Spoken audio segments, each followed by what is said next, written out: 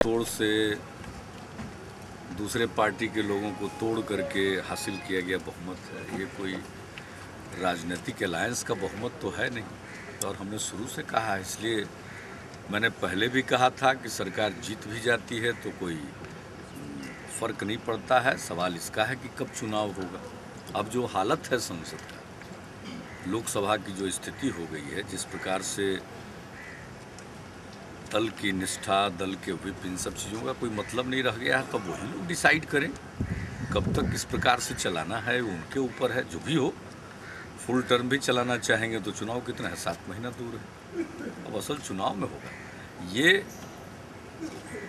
गिनती के लिहाज से उनकी जीत हो सकती है, लेकिन नैतिक रूप से उनकी कोई जीत नहीं। और कॉन्फिडेंस वोट तो उन्होंने लाया था। एमपी अलॉटमेंट की विपक्ष का नो कॉन्फिडेंस मोशन तो था नहीं, ये तो उनका कॉन्फिडेंस वोट था। ये न केन प्रकारे न हासिल किया गया ये बहुमत, इसका कोई मायने नहीं रखता है। न इसका कोई राजनीतिक अर्थ है, न इसका नैतिक अर्थ है।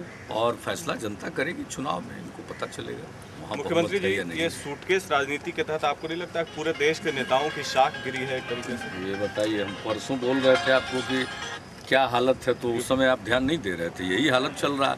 अब कोई बात सामने आ गई, जो अंदर अंदर चल रहा था वो बात बाहर आ गई है। पता नहीं, चैनल ने कहा कि उनके पास कुछ है और उन्होंने स्पीकर साहब को कहा कि देंगे। उनके पास अगर मिला होगा तो ये विषय उनके पास है, वो देखेंगे किस प्रकार की जांच करेंगे और किस नतीजे पर पहुंचेंगे, ये तो उनका मामला है। लेकिन ये सबको मालूम है कि आखिरकार दूसरे दल के लोग को तोड़ करके और किसी को अनुपस्थित करा करके इस तरह से हासिल किया हुआ बहुमत है ना। कोई पॉलिटिकल अलायंस का बहुमत तो है नहीं।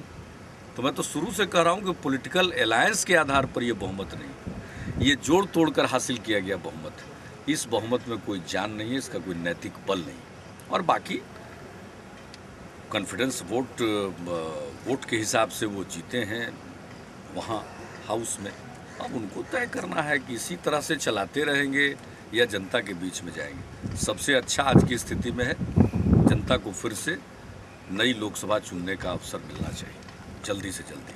वो ज़्यादा बेहतर होगा, देश के लिए शुभ होगा। जो माहौल है, जिस प्रकार की बातें उभर करके सामने आई है, ये बहुत ही दुखद है।